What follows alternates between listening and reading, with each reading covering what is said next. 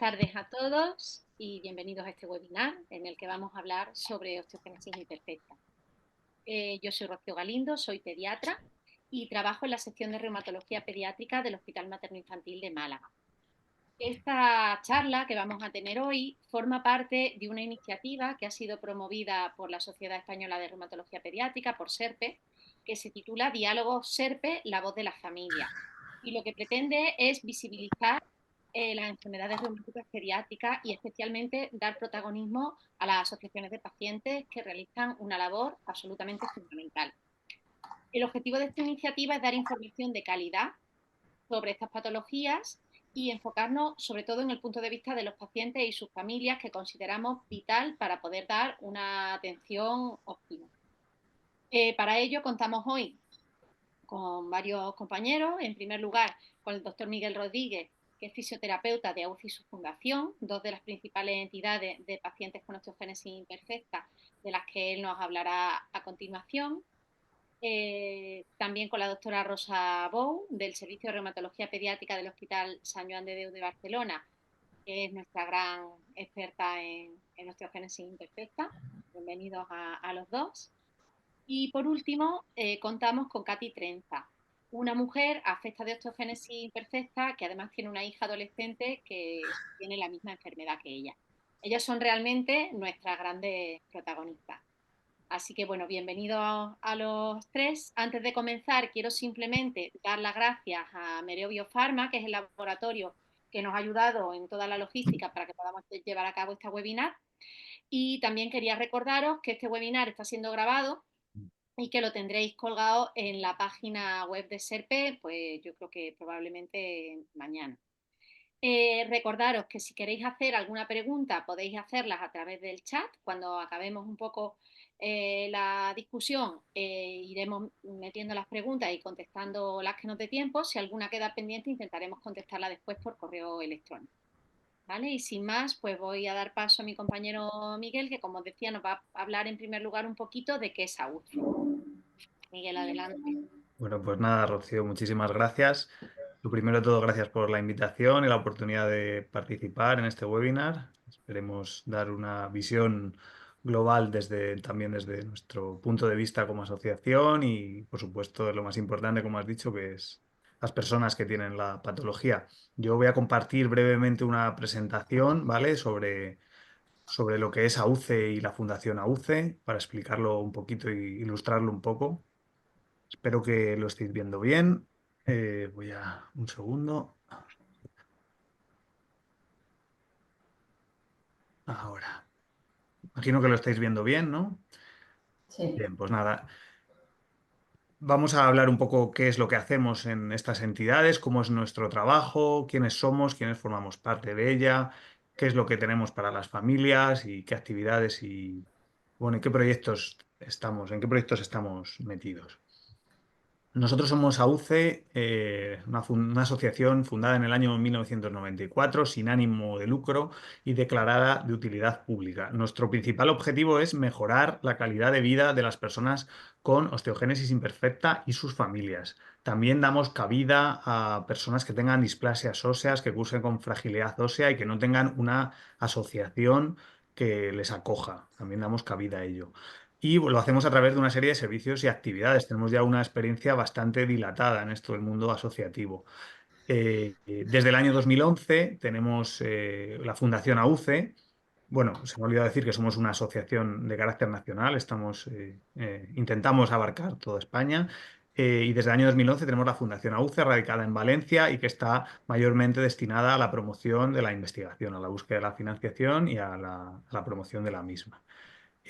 AUCE consta de una junta directiva que son personas afectadas o familia de personas afectadas de la patología y que de manera altruista pues trabajan precisamente pues para seguir creciendo y seguir mejorando la calidad de vida de las personas con OI. Y luego tenemos nuestro equipo técnico con Julia Piniella, que es nuestra directora, Belén Chavero, que es nuestra trabajadora social, Rubén Muñoz, el psicólogo de la asociación y de la fundación, y yo, que soy el fisioterapeuta.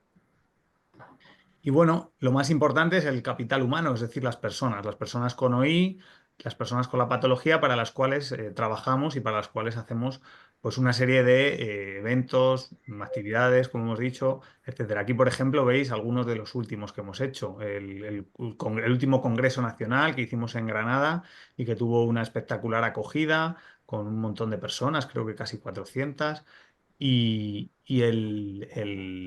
esta foto corresponde a la otra, la despedida de una de nuestras traumatólogas de referencia en la profesión, la doctora Bueno, que todos los pacientes quisieron pues, hacer una despedida, ¿no? de esta gran profesional.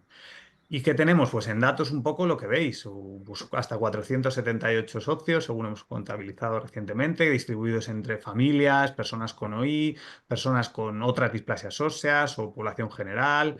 En el caso de la OI, en la base de datos registramos pues un montón de casos, ¿no? 784, pero también, como veis, pues a otras displasias óseas que les damos cabida siempre que no encuentren una asociación o que necesiten también ayuda.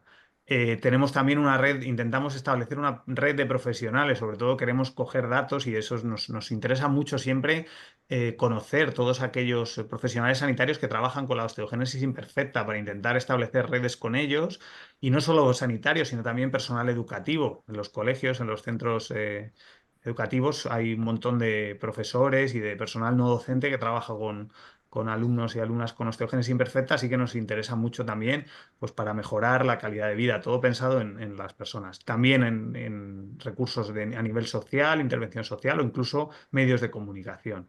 Y bueno, pues familiares, como veis, tenemos de todo tipo, ¿no? De personas afectadas y en esto es un poco en lo que nos basamos, en las personas. Y ofrecemos una serie de recursos.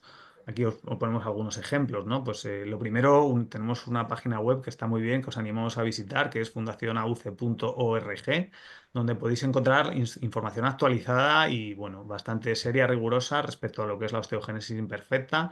Intentamos mantenerla a punto todo lo que podemos. Somos 4 personas, como hemos dicho, entonces hacemos de todo, ¿no? Incluso trabajos informáticos. Intentamos hacer boletines, tenemos una sección Biblioteca OI donde podéis encontrar pues, información detallada, sobre todo a lo mejor interesa mucho tanto a profesionales como a personas afectadas. Y tenemos pues estos boletines específicos sobre el asesoramiento escolar, sobre lo que es la OI, o por ejemplo este cartel que utilizamos, ¿no? Que mandamos a veces a los centros educativos sobre las fracturas en la osteogénesis imperfecta. Y bueno, ¿qué tipo de actividades hacemos? Pues actividades sanitarias, tenemos varios servicios, servicios de fisioterapia, de psicología, servicios de segunda opinión con profesionales expertos que colaboran con nosotros, traumatología, odontología, reumatología, endocrinología. Actividades más enfocadas a la atención social, desde nuestro servicio de atención social y sobre todo también desde nuestro SIO, el Servicio de Información y Orientación, que es básico para cuando una familia o una persona que acaba de ser diagnosticada y llega a nosotros, informarles, ¿no? y orientarles un poco. Tenemos un servicio de atención jurídica externalizado y intentamos en la medida de lo posible también hacer un cierto acompañamiento hospitalario. Y luego programas que requieren todos de una subvención y entonces luchamos por conseguir ampliar estos programas, ¿no? Desde el programa del SIO que hemos hablado, pero también programas de apoyo a la autonomía, a ocio y tiempo libre, al asesoramiento escolar, como he mencionado antes, o otros más específicos como escuelas de salud, congresos nacionales, jornadas de fisioterapia. Intentamos facilitar también bonos de fisioterapia porque muchas veces los tratamientos de fisioterapia resultan insuficientes muchas veces en la cobertura a veces pública, estancias vacacionales, grupos de ayuda mutua y itinerarios sociolaborales. Más recursos. Aquí, por ejemplo, algunas publicaciones que hemos hecho. Hemos, por ejemplo, contribuido hace poco con la publicación de este libro de la doctora Bueno, de la cadera del niño con hueso frágil. Y, como hemos dicho, pues boletines también revisados por profesionales que trabajan con la I. Y en cuanto a investigación, que como he dicho es la fundación la que se encarga de ello, pues bueno, destacar algunos grupos de investigación con los que colaboramos, con los que conseguimos fondos para que trabajen en la investigación de la osteogénesis imperfecta, y algunos muy destacados, pues como por ejemplo la Universidad Complutense, el grupo del doctor Renova, todo lo referente a la dentinogénesis imperfecta y al tratamiento odontológico, Biomédico, investigaciones en esa línea, la Universidad de Málaga y con el IBIMA, el Instituto de Investigación Biomédica, y con el IFS de Granada también. Estamos con estudios encaminados al metabolismo de la OI. Próximamente seguramente vamos a necesitar muestras y vamos a necesitar ampliar bien estos proyectos, por lo cual necesitaremos colaboración también de personas afectadas. O, por ejemplo, el proyecto que llevan en el Hospital Biocruces, en el grupo de Biocruces en Bilbao, desde hace ya bastantes años, referente a la investigación con células madres en osteogénesis imperfecta. Algunos proyectos incluso propios de nosotros, los trabajadores de la entidad, como el proyecto de la investigación en el dolor de mi compañero Rubén Muñoz, o bueno, el mío propio del músculo en la osteogénesis imperfecta, y para lo cual hemos buscado alianzas con las universidades. En total, como veis, el dato es contundente. Bueno, 270.000 euros invertidos en investigación, dinero que aporta y sale del trabajo de las familias, de la propia inspiración de las familias para hacer cualquier tipo de evento, colaboración, de recaudación, que muchas veces oímos en la tele, ¿no? Y pues están buscando para investigar estos fondos bueno, pues todo esto tiene una repercusión, como veis, que es real, que nosotros la hacemos que sea absolutamente real y que va destinada exclusivamente a la investigación en la osteogénesis imperfecta. Ya que estamos para acabar, os informo que el día 13 de noviembre tenemos la 9ª jornada ya de fisioterapia en osteogénesis imperfecta. La vamos a hacer en el Hospital General de Asturias, en el UCA. Y bueno, estáis todos invitados este día a conocer un poco la manera de trabajar con fisioterapia en osteogénesis imperfecta, que lo haremos allí. Si hay algún médico de por la zona, algún fisioterapeuta de por la zona, de verdad queremos conoceros y nos gustaría saber cómo está en esta región en concreto, pues ya que nos acercamos hasta allí, cómo está la osteogénesis imperfecta. Y por último, comunicaros que desde hace poco también tenemos un canal de difusión. Que bueno, que ahora está esto muy, bueno, estamos presentes en todas las redes sociales desde hace mucho tiempo, pero bueno, en concreto, esto es más reciente, el canal de difusión, de donde podéis enteraros de toda la comunicación y todo lo que sucede en Fundación AUCE a través de WhatsApp, ¿no? Una comunidad de comunicación que hemos hecho, que os podéis enganchar a través de los grupos estos que ahora se han generado en WhatsApp. Y nada más, muchas gracias. Por nuestra parte, estos somos y seguimos trabajando en mejorar la calidad de vida de las personas con OI. Así que muchas gracias por dejarnos compartir este pequeño huequito. Muchas gracias, Miguel. La verdad es que es impresionante todas las actividades que hacéis y emociona ver, ¿no? a gente que está dispuesta a darlo todo por mejorar la vida de las personas, que al final, como bien dices, pues es lo más importante, ¿no? Entonces, bueno, por ir entrando un poco en materia con la entrevista, yo presentaba antes a Rosa, que es nuestra compañera que tiene amplia experiencia en osteogénesis y que es nuestra invitada. ¿Qué tal, Rosa? Y quería preguntar en Hola. primer lugar, bueno, quería pedirte que nos explicaras un poquito desde el punto de vista médico qué es la osteogénesis imperfecta y por qué se produce. Muy bien, pues bueno, muchas gracias por invitarme a participar en este webinar. Y ya respondiendo a tu pregunta, la osteogénesis imperfecta es una enfermedad genética poco frecuente que afecta principalmente al hueso y también a otros tejidos del organismo. El rasgo más característico sería la fragilidad ósea, ¿no? Los huesos suelen romperse con mayor facilidad, incluso con traumatismos leves o sin una causa aparente. Pero no es solo una enfermedad de los huesos. El colágeno tipo 1, que es la proteína que está afectada, también está presente en otros tejidos del cuerpo y por eso las personas con osteogénesis imperfecta pueden tener también alteraciones en otros sitios, como serían pues, los dientes, los ligamentos, los tejidos blandos, el músculo, la piel, el ojo, el oído, entre otros tantos. ¿Y por qué se produce? Pues en la mayoría de los casos la causa es una alteración genética que afecta sobre todo a la producción del colágeno tipo 1, que es el componente principal de la matriz ósea. Este colágeno es el que forma la estructura del hueso y el que le da resistencia y elasticidad. Y luego, pues sobre él se va poniendo el calcio y se forma el hueso. Como este colágeno pues, está mal formado o está en menos cantidad, pues el hueso se vuelve más frágil y esto explicaría las fracturas repetidas.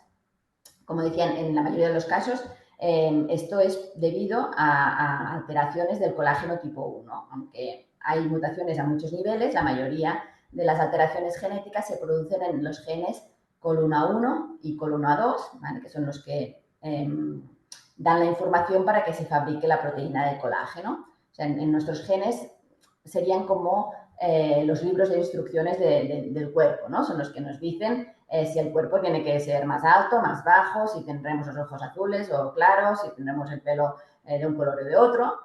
Y también lleva la información de cómo se tienen que fabricar las proteínas. Entonces, cuando hay una alteración en este libro de instrucciones, pues a veces las proteínas, en este caso el colágeno tipo 1, se fabrica de una forma anómala, ¿vale? Podemos tener dos tipos de alteraciones. Que esta alteración, alteración en los genes, en el libro de instrucciones, aparezca espontáneamente, es cuando llamamos una mutación de novo. Esto se produce generalmente en el momento de la concepción, cuando se tienen que dividir las células.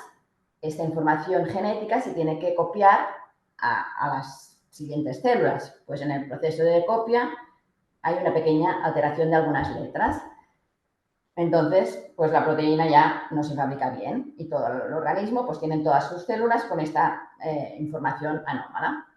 Una vez ya este individuo tiene la mutación en sus células, podrá también transmitir a su descendencia. Entonces es cuando diremos que es una mutación heredada, ¿no? Por eso vemos familias que varios integrantes pues tienen osteogénesis imperfecta. No sé si he contestado tu pregunta, yo creo que sí. Sí, no, lo explicas perfectamente.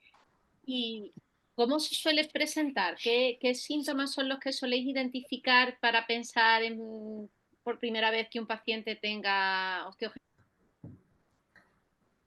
Pues la verdad es que no todas las osteogénesis son iguales, ni mucho menos.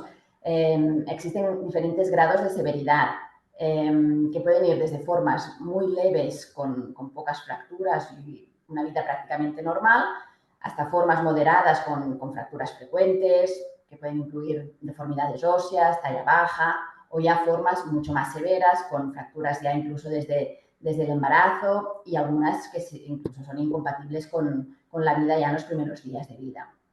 Y como he dicho anteriormente, la osteogénesis imperfecta no es una enfermedad únicamente de los huesos, y a pesar de que la fragilidad ósea es el signo más característico, es lo que más conocemos y es una de las principales formas de manifestación, pues existe un amplio espectro de manifestaciones que pueden ir pues desde las escleras del ojo, que es la parte más blanca del ojo, que sean de color más azulado o grisácea. Esto es porque la capa externa del ojo pues es más delgada y vemos por transparencia los vasos sanguíneos de la capa de dentro, que es más vascularizada, que tiene más sangre y por eso da este color más oscuro. Los dientes también tienen colágeno, también pueden tener una coloración un poco más amarillenta o grisácea o incluso ser más transparente y quebradizos, es lo que llamamos dentinogénesis imperfecta. Las articulaciones suelen ser más flexibles, hay lo que llamamos la hiperlaxitud, y eso hace que también puedan tener más esguinces con facilidad, que tengan más dolores articulares. ¿Qué más? Bueno, y ya sobre todo en la edad adulta, pues algunos afectados pues tienen pérdida progresiva de la audición.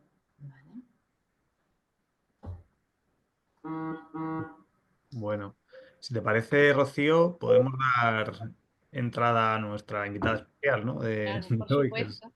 Vale, yo, si te parece, la presento. Eh, hola, Katy. Katy es, como bien has dicho, persona afectada con osteogénesis imperfecta y madre de una chica adolescente con osteogénesis imperfecta. Bueno, la primera pregunta es muy sencilla, o no lo sabemos. ¿Cómo se presenta esta patología en tu hija? ¿Cómo empieza esto? Cuéntanos un poco, Katy, con tus propias palabras. Hola, buenas tardes. Primero de todo, muchas gracias por invitarme y es todo un honor para mí ser la voz de las familias. La verdad es que hacerlo bien y contar mi experiencia. Bueno, pues yo tengo osteogénesis imperfecta, Y yo en mi caso lo descubrí por una fractura a los 9 años. Y a raíz de ahí, pues, bueno, los médicos detectaron que tenía osteogénesis imperfecta. Cuando me quedé embarazada, como yo tenía osteogénesis imperfecta, pues en una eco vieron que Laia, que es mi hija, tiene osteogénesis imperfecta. O sea, la respuesta es en una eco. Mm. Pero tú En una antes eco de... Sí, perdona, perdona. me comentaron en la eco que Laia venía con los huesos largos, cortos, y era pues que efectivamente tenía osteogénesis imperfecta. O sea, que lo descubriste en la propia ecografía, ¿no? Por así Sí, decirlo, que tu hija tenía la patología, ya te lo informaron ahí, ¿no? Vale, exacto. porque previamente habías recibido algún asesoramiento en este sentido, de que podías No, tener una hija con la patología.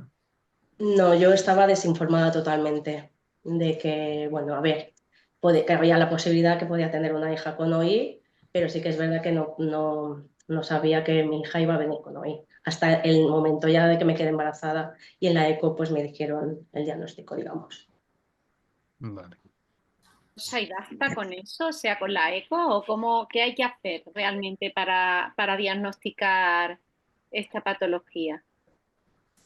Pues depende un poco de la gravedad.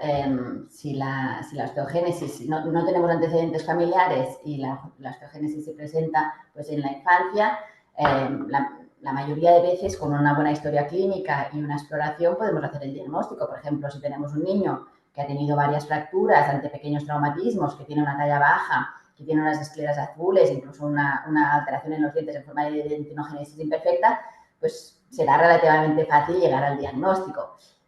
Aún así, a este niño o esta niña, para intentar caracterizar mejor la enfermedad, lo que haríamos es hacer una serie de pruebas complementarias, como podría ser pues, una radiografía de columna para ver si además de las fracturas que ha tenido, tiene también aplastamientos vertebrales que a veces pueden pasar desapercibidos, una densitometría para ver cómo está su masa ósea y poder intuir un poquito mejor qué grado de fragilidad pueda tener. Y por último, hoy en día solemos realizar un estudio genético en todos nuestros pacientes para confirmar y para tener una mejor caracterización de cada caso. Pero a veces el diagnóstico no es tan fácil y nos tenemos que apoyar más pues, por el estudio genético porque no tenemos un cuadro clínico tan fácil. O también nos puede pasar como le pasó a Carly, ¿no? Que ya se puede hacer el diagnóstico intraútero, sobre todo en casos que ya son más severos, ya se ven los huesos no solo cortos, que los huesos cortos puedes intuir que tienen una osteogénesis si la mamá la tiene, pero si no la tiene, pues es más difícil hacer el diagnóstico solo por huesos cortos, pero a veces ya pueden estar incluso incurvados o se pueden intuir que hay fracturas ya intraútero. En estos casos se podría llegar a hacer el diagnóstico genético también prenatal, ¿vale? Y luego, pues en los casos familiares, cuando hay antecedentes en la familia y nace un hijo y no se ha hecho el diagnóstico prenatal, podemos hacer el diagnóstico genético incluso antes de que empiecen a tener fracturas, sobre todo cuando son formas leves. Y a veces nos pasa al revés. Los pediatras a veces tenemos el diagnóstico de un niño que por fracturas, por la historia, lo diagnosticamos de osteogénesis imperfecta y analizando a la familia vemos que pues igual tenían unas manifestaciones que pasaron desapercibidas y no se relacionaron con la osteogénesis, pero entonces les hacemos el estudio a todos y llegamos a diagnosticar pues, a los padres, tíos, abuelos, etc. Bueno, pues en el caso tuyo, Katy, ¿no? Como nos has explicado, descubres esta patología, bueno, la patología de tu hija, en este caso, intraútero, ¿no? Eh, no recibiste quizá en ese momento ese asesoramiento, pero nos explicaba la doctora Bou que muchas veces se hace ese análisis, ese diagnóstico genético, ¿no? Entonces, en tu caso, quizá posteriormente o en algún momento luego tuviste esta oportunidad de asesoramiento genético, ¿la has tenido? ¿Has tenido este análisis? O, por ejemplo, tu hija ha recibido este asesoramiento en este caso?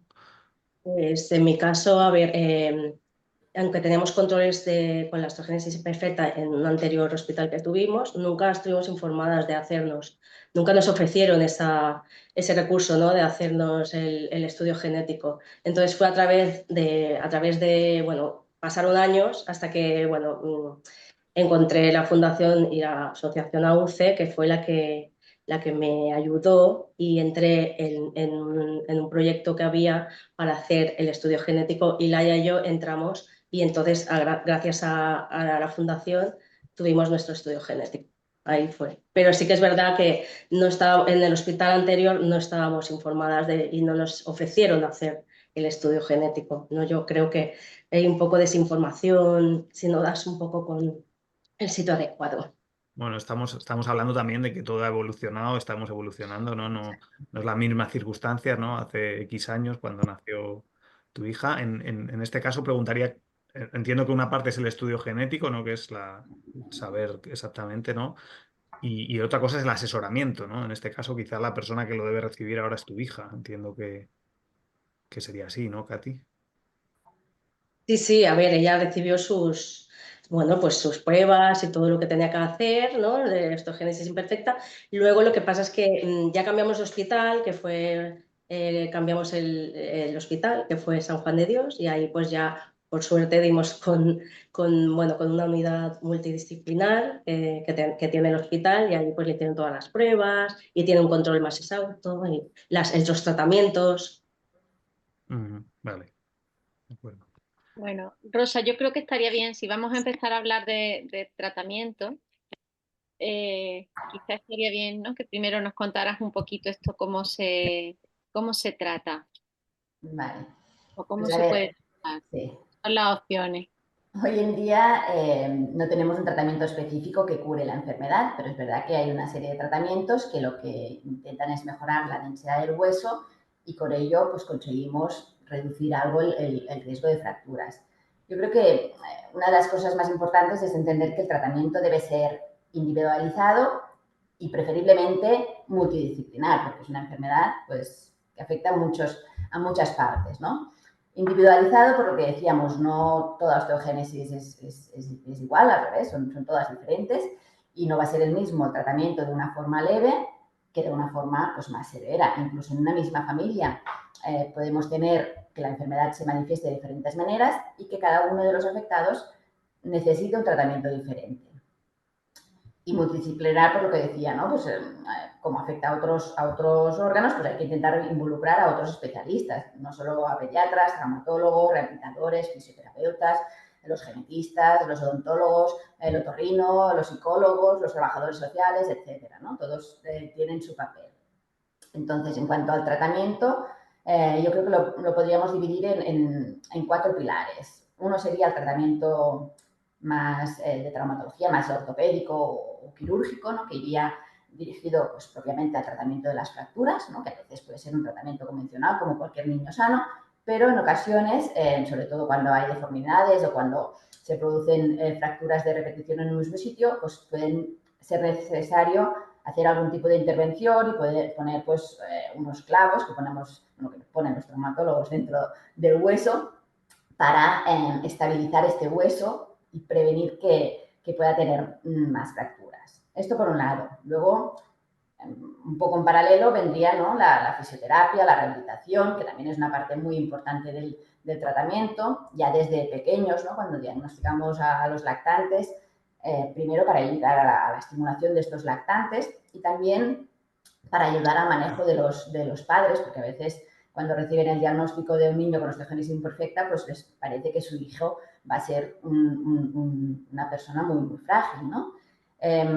Más adelante también para intentar pues, fortalecer la musculatura, para mejorar pues, desde el equilibrio, la coordinación, para que sean más ágiles y también en los pacientes que tienen algún tipo de limitación en alguna actividad de su vida diaria, pues para intentar que sean lo más autónomos e independientes posibles. ¿Vale? Luego también en paralelo estaría pues todo la parte psicológica y social, ¿no? Que también creemos que es importante, el acompañamiento del niño o de la familia, la coordinación con la escuela, pues todos los temas más sociales que puedan favorecer pues, a que el niño pues, pueda realizar una vida lo más normal posible. Con ello pues, nos ayudan mucho las asociaciones de pacientes. Y por último nos quedaría el tratamiento médico, que es lo que a mí me lleva a estar aquí y que hoy en día el tratamiento principal, sobre todo en niños, serían los bifosfonatos. Los bifosfonatos son unos medicamentos que lo que intentan es fortalecer el hueso, ¿vale? Pues os hablaba antes de que el colágeno era como la estructura del hueso y el calcio lo poníamos por encima. Yo me imagino, ¿no?, como el colágeno, el entramado de una pared, ¿vale? Nosotros con el tratamiento lo que intentamos es poner más cemento en esta pared, que haya más calcio, para que así la pared sea más fuerte, más rígida y más resistente, digamos, ¿no? Pero realmente no estamos cambiando la estructura de la pared, la proteína, el entramado es anómalo, no es correcto y es frágil, ¿no? Con lo cual, con esto tampoco desaparecen las fracturas, lo único que hacemos es intentar pues, que sea un poquito más resistente. Los bifosfonatos los llevamos ya utilizando desde hace más de 20 años. Es un tratamiento que en niños generalmente lo ponemos endovenoso, pero también hay algunos casos que se puede dar vía oral. Y bueno, en general yo creo que han mejorado bastante la masa ósea de los afectados con osteogénesis imperfecta. Y bueno, de momento es lo que tenemos, ¿vale? Pero bueno, ya es un gran paso. Bueno, y Katy, respecto a esta patología, ¿no? Y respecto a ser madre de una niña con esta patología, ¿qué dificultades has encontrado, ¿no? Por tener osteogénesis imperfecta o por ser madre también de una niña, con una adolescente con osteogénesis imperfecta, ¿no? ¿Qué echas en falta o qué dificultades has tenido? Bueno, pues en mi caso, dificultades como tal, por suerte no he tenido. No hemos tenido, tanto a nivel de la escuela como a nivel social, no hemos tenido. Sí que es verdad que hemos tenido que adaptar alguna sesión de educación física, hemos adaptado por si, bueno, porque a lo mejor la niña estaba un poco más débil y tal, pero no, por suerte no hemos tenido ningún problema en esta parte. Sí que es verdad que cuando descubrimos que mi hija ya tenía una lesión en las vértebras, yo me tiré a la piscina porque no quería meterla en una burbuja y ella estaba en ese tiempo estaba haciendo gimnasia acróbata, o sea, imaginaros. Yo sí que me tiré bastante a la piscina y la dejé hacer esta actividad. Cuando descubrimos que tenía una lesión en la espalda, pues unas vértebras, pues cambiamos a piscina. Que la niña la verdad es que no se lo tomó a mal, pero sí que es verdad que no prefería hacer ese tipo de gimnasia. Por lo demás, no hemos tenido ninguna dificultad, ni social ni en la escuela. Sí que es verdad que la fundación es verdad que mandó a la escuela pues, como un protocolo por si tenía alguna fractura, que eso también pues, lo vi bastante bien. Y así que he hecho en falta, pues bueno, a lo mejor he hecho en falta más ayudas para pacientes pues, menos graves, ¿no? A lo mejor sí que es verdad que hace un tiempo lo que decías, Miguel, de los bonos de fisio, bueno, por no tener dinero, ¿no? Supongo que ella pues, no entró en ese proyecto, ¿no? Destinado pues, a niños, que yo lo entiendo, niños y niñas más graves, pero bueno, que también podría ser que hubiera también más recursos para niños y niñas que no estuvieran tan graves. Eso es lo que... Perdón. Que Nada, digo no. que una cosa que me gusta mucho de lo que dices, Katy, y es que das por hecho que hay que hacer deporte con esta enfermedad. ¿Me estáis Sí, escuchando? sí. A Sí, eso, sí. ¿no? Porque no sé si era tu caso, tú que fuiste, ¿no? Que eres mayor que tu hijo, obviamente, y fuiste diagnosticada antes, pero esto antes se frenaba mucho. De hecho, había incluso pacientes a los que le decían que no hicieran deporte cuando hoy sabemos que es una de las cosas fundamentales precisamente, ¿no? Para que esa pared que decía Rosa que le metemos ahí el yeso, pues uno de los estímulos para que el yeso llegue al hueso, para que el calcio llegue al hueso, es hacer deporte, por supuesto, adaptado a las posibilidades y a la gravedad de la patología en cada individuo. ¿A ti te dejaban hacer deporte? A pesar Ahí del vengo, Rocío. diagnóstico.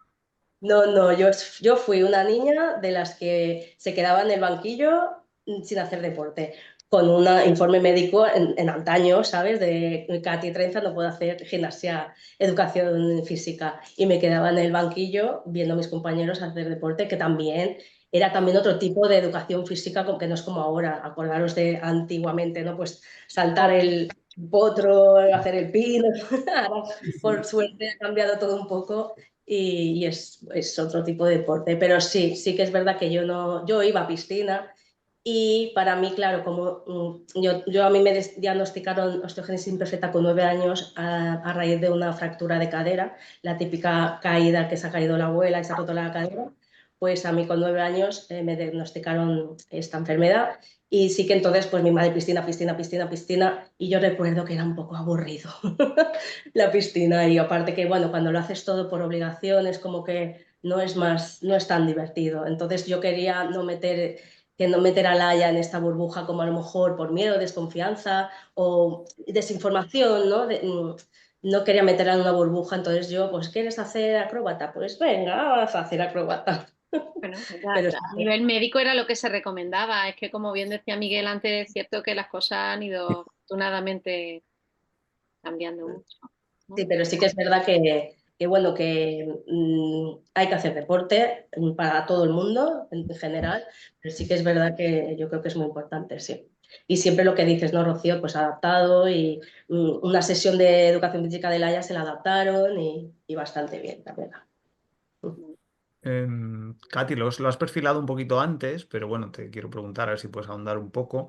¿En qué facilidades te ha podido ayudar, ¿no? La asociación, en este caso, o otras asociaciones, si has estado en otras? Eh, ¿Para qué crees que te ha podido ayudar, ¿no? Pertenecer a una asociación bueno, pedir ayuda a una asociación, ¿no? Pues bueno, yo siempre, a ver, yo desde los 9 años, como he dicho, sé que tengo osteogénesis imperfecta, pero bueno, era como yo pensaba que yo era la única en el mundo, porque no conocía a nadie, la verdad.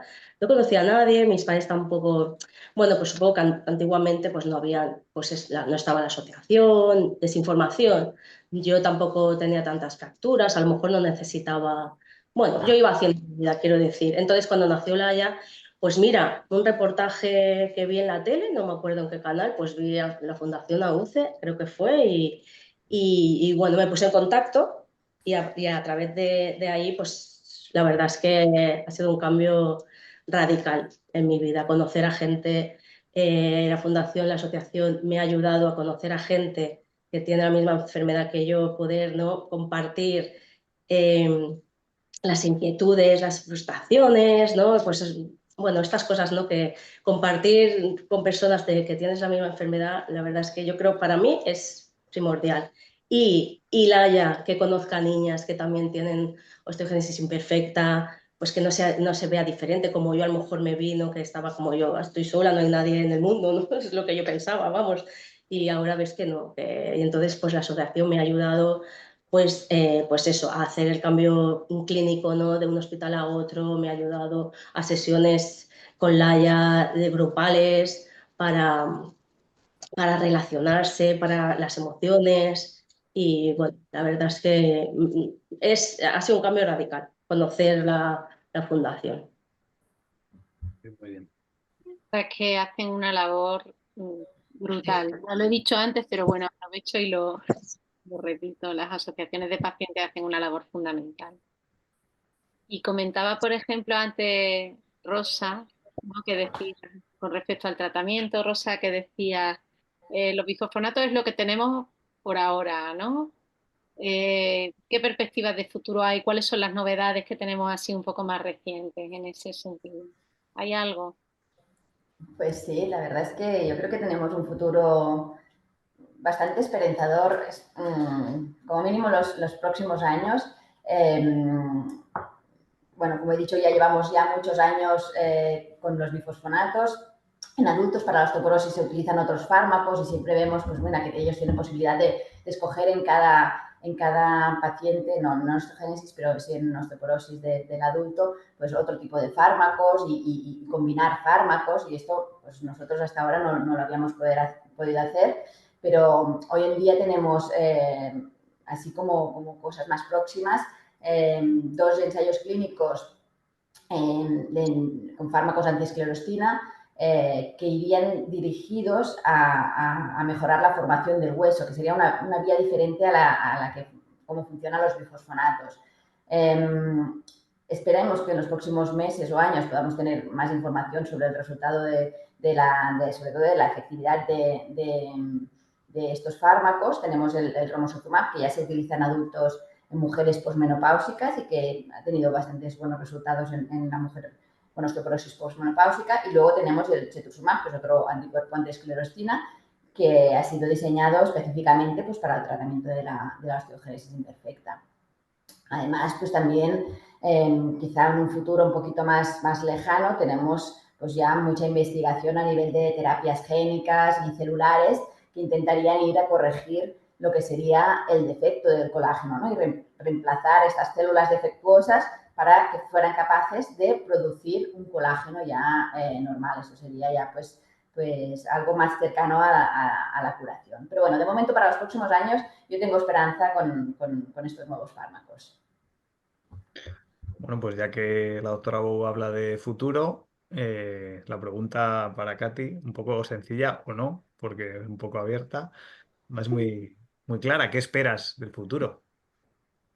Bueno, pues es que la doctora Bo lo ha dejado así un poco bastante, o cumplir lo que, ¿no? Y que se vea, ¿no? Y que veamos, ¿no? Todos estos proyectos que ha dicho la doctora Bo y bueno, pues eso, pues más investigación. Me encantaría también, bueno, que no sea una enfermedad rara, la verdad, y que en el colegio pues también, pues que sea algo así como, bueno, que se pueda hablar naturalmente, pues más investigación. Y bueno, pues fármacos también, si no tenemos esas otras cosas, los fármacos que nos ayuden, ¿no? a convivir con la enfermedad, que ya sabéis, bueno, sabéis, ¿no? Que tenemos bastante dolores crónicos y que nos ayuden un poco al día a día y a una calidad de vida óptima. Bueno, pues muchas gracias, Katy. De nada, gracias a vosotros. Bueno, pues no sé si hemos concluido ya, Rocío. Pues, si queréis, podemos intentar leer algunas preguntas del chat, que creo que tenemos algo. A ver. Bueno, aquí, mira, hay una pregunta, nuestra compañera Marisol Camacho. Te pregunta Katy si tu diagnóstico fue solamente por una fractura con 9 años, pero creo que has comentado que fue una fractura un poquito especial, ¿no? Sí, sí, sí, sí. A ver, yo me había roto anteriormente otros huesos, pero la más concreta que dijeron, uy, fueron así que pusieron en alerta a los médicos, fue la fractura de cadera, bueno, la cabeza del fémur. Sí, esa fue la detonante que dijeron, uy, esta niña. Entonces ya sí que se centraron un poco más, vieron el grisáceo que tengo en los ojos, entonces ya sí que ahí fue cuando me lo dijeron. Pero había Bueno, pero anterior. perdona, me lo dijeron, pero claro, con 9 años. Yo el estudio me lo hice con 38 o así, que Fundación me lo hizo. O sea, imagínate, me dijeron, esta niña tiene osteogénesis imperfecta, supongo por eso, ¿no? Por tantas fracturas, lo de los ojos. ¿Cuántas Sí, veces te habías fracturado? ¿Lo recuerdas? Más o menos. Más o menos. Yo por suerte no tengo muchas, unas 24 o así, más o menos. Respecto a esto del estudio genético, sí que es verdad que es algo que ha cambiado mucho en los últimos años, ¿no? Seguramente en la época que te diagnosticaron pues no tenían el estudio genético disponible, pero aún así, como he dicho, a veces simplemente teniendo historia de fracturas, las esferas azules, puedes hacer un diagnóstico clínico, ¿no? Entonces, en esa época no teníamos disponibilidad, hace 10 años pues ya empezamos a tener pues accesibles los estudios genéticos y además pues hemos aprendido mucho y han salido muchos otros genes relacionados con la osteogénesis imperfecta, no solo los del colágeno tipo 1, sino otros genes que también forman parte, muchos de ellos en la producción del colágeno, pero a otros niveles. Y hoy en día yo creo que es algo que es bastante universal y raramente encontramos familias en las que no se les haya podido hacer el estudio genético. Aún las hay, ¿eh? Pero también pasa a veces que hacemos el estudio genético y aún hoy en día no tenemos identificada la mutación en unos pocos pacientes, pero en algunos pacientes también nos puede pasar. Y claro, yo comentaba en mi caso, tengo 46 años, imaginaros. O sea, claro, en esa época era muy diferente ahora, por suerte. Bueno, yo animaría, si los adultos con osteogénesis imperfecta no conocen su propia genética, porque puede ser, ¿no?, que por el rango de edad, ¿no?, que tienen y, Sí. como hemos dicho antes, no había estudios genéticos y eran más caros también, ¿no? Entonces no se hacían tanto. Pues que se animen a consultar con su reumatólogo, ¿no? Que puedan tener esta opción. Tenemos más preguntas. Yo creo que esta va a ser para la doctora Bou. Nos A pregunta ver. Javier Cerdá. Javier Cerdá. Hola, buenas tardes. Quería saber qué se ha visto en España en estudios en pacientes suyos sobre efectos adversos. Pregunta sobre efectos adversos de bifosfonatos versus denosumab. Vale, o sea, de los dos, ¿no? Me imagino que debe ser. Quiere saber efectos Sí, adversos quizá me parece como si hubiera una comparativa entre efectos adversos posibles, ¿no?, entre bifosfonatos y denosumab. Vale. Sí, no he hablado del denosumab, que sería un fármaco de acción un poco similar a la de los bifosfonatos, con la diferencia de que es un anticuerpo. En el hueso normalmente tenemos dos procesos, así explicado de forma sencilla, ¿no? Unas células que forman hueso y otras células que destruyen este hueso. De manera que con ello podemos reparar fracturas, podemos crecer y tiene que haber un equilibrio. Los fármacos antirresortivos, en el que estaría el grupo de los bifosfonatos y el denosumab, lo que hacen es disminuir la destrucción de hueso. Y los fármacos osteoformadores, donde estarían los antiesclerospina que os he hablado, que están ahora mismo en ensayo, serían estos fármacos que aumentan la producción del hueso. Pues el denosumab y los bifosfonatos estarían dentro de un mecanismo similar de acción, pero actúan por diferentes vías. Los bifosfonatos se integran dentro del hueso y se incorporan en el hueso y hacen su efecto, y el denosumab es un anticuerpo, quiere decir que va dirigido sobre una molécula concreta y activa o desactiva estas células que están destruyendo el hueso, ¿vale? Entonces el bifosfonato tendría un efecto un poquito más mantenido en el tiempo, mientras que el denosumab yo me lo imagino más como un efecto interruptor, ¿no? Lo pongo, se me activa, lo chaco y deja de hacer su efecto. En este sentido, uno de los efectos secundarios del denosumab es que cuando ponemos el tratamiento, en niños se vio que a los meses de administrar la dosis, porque se administra en cada X meses, ¿vale? Pues cuando ya llevamos unos meses sin administrarlo, pues a veces el cuerpo volvía, todo este efecto que estábamos frenando la destrucción, desaparecía y volvía a destruirse este hueso. Y entonces generaba mucho calcio en la sangre, ¿vale? Y esto es lo que llamábamos una hipercalcemia de rebote, ¿vale? Nosotros cuando ponemos un bifosfonato frenamos la destrucción, por lo tanto llega menos calcio a la sangre, ¿vale? Porque con la destrucción del hueso lo que hacemos es liberar calcio a la sangre porque estamos echando el calcio del hueso. Pero con el denosumab nos pasaba que cuando ya pasaba su efecto, pues boom, volvíamos a tener pues otra vez mucha destrucción y todo la ganancia que habíamos tenido la perdíamos. Y esto es uno de los efectos secundarios que se encontraron en los ensayos clínicos que se hicieron con niños con denosumab, ¿vale? La pregunta era también acerca de los bifosfonatos. Sí. No sé si quería que hablara también de los efectos secundarios de los bifosfonatos, pero ya, bueno, como no lo sabemos, si queréis os los explico. Ponerlos en la balanza, ¿no? Era lo que decía. Sí, los bifosfonatos, por un lado, tienen este efecto pues se integran en el hueso, con lo cual siempre hemos tenido las dudas de si a largo plazo este bifosfonato sigue estando ahí en el hueso durante muchos años. La verdad es que hoy en día estas dudas o estos miedos cada vez son menores, porque ya llevamos pacientes pues desde hace más de 20 años tratados y se ha visto que a largo plazo pues no tienen un efecto importante, efecto secundario importante, ¿no? Mientras que el denosumab se elimina y ya no queda en el cuerpo y no tenemos rastro de él.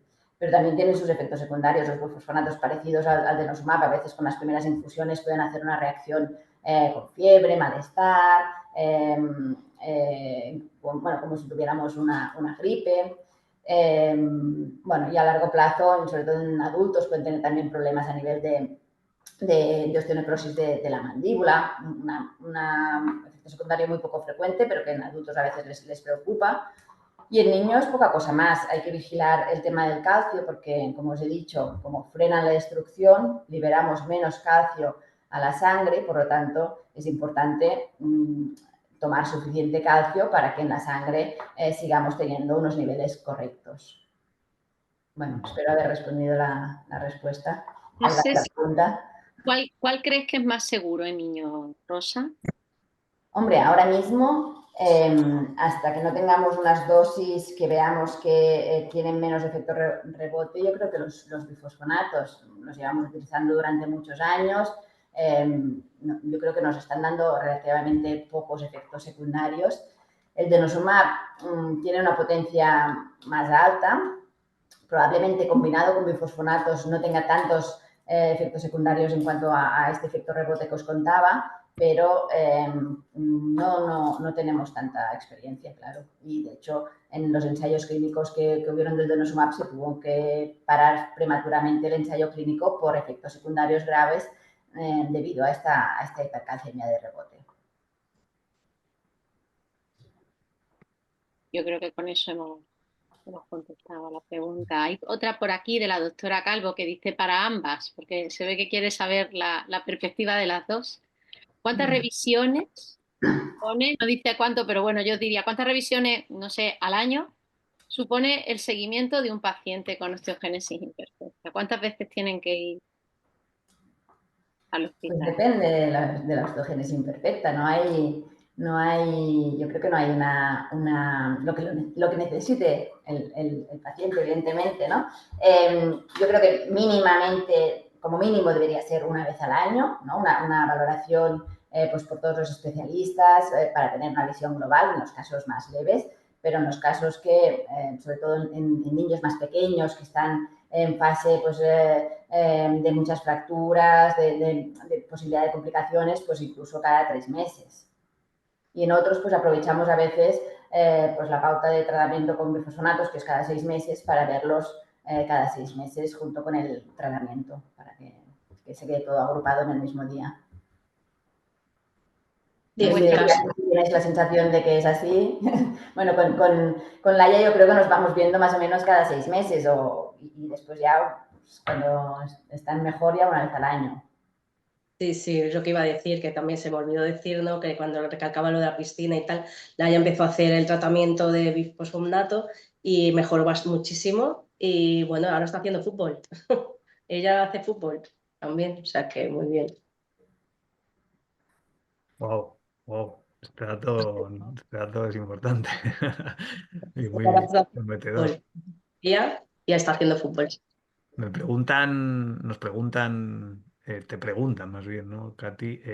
María Rosillo pregunta, ¿cómo vivió Laia los tratamientos desde tan pequeña?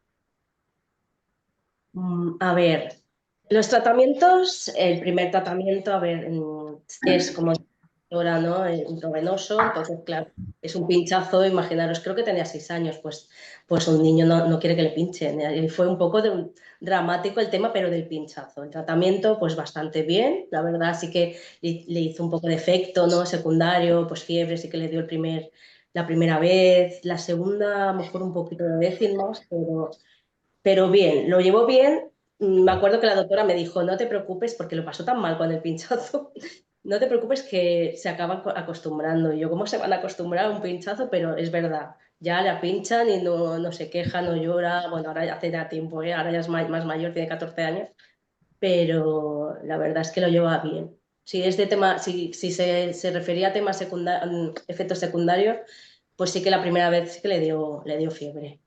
Mm. Y ahora tenemos una pregunta en la cual implican a la doctora Bo y a la doctora Galindo, ambas presentes. Así que Esto no valía. esto ha salido del guión un poco, pero bueno. Pero os pregunta Julia Vinilla, ¿consideráis importante el seguimiento por cardiología y neumología en pacientes pediátricos? Buena pregunta. Bueno, empiezo yo, Rocío. Vale.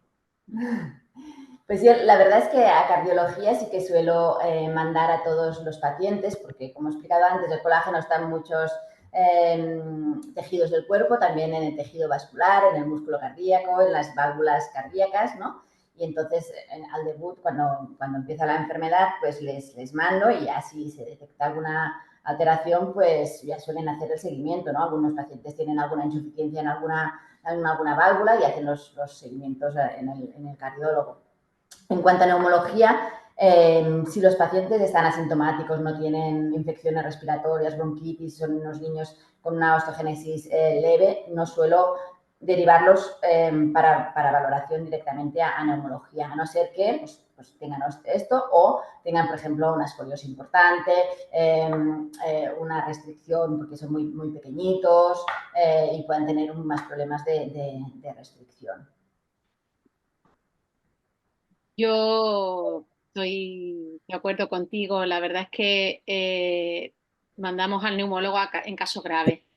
Al cardiólogo solemos mandarlos a todos al inicio y luego en casos graves sí que seguimos mandándolo quizá cada 2 o 3 años a que revisen. En casos leves, si inicialmente no tienen nada, es verdad que no, creo que no lo revisamos. Lo que sí hacemos anualmente, independientemente de casos leves, graves, es recomendar, por ejemplo, vacunación de la gripe. Pero nada más. Poco más que añadir ahí. Bueno, pues yo creo que ya hemos respondido a todas las preguntas. No hay más, no veo más. Bueno, yo creo que podemos, ¿no, Miguel? Sí, sí, sí. Nada, si te parece, Finalizamos. concluimos.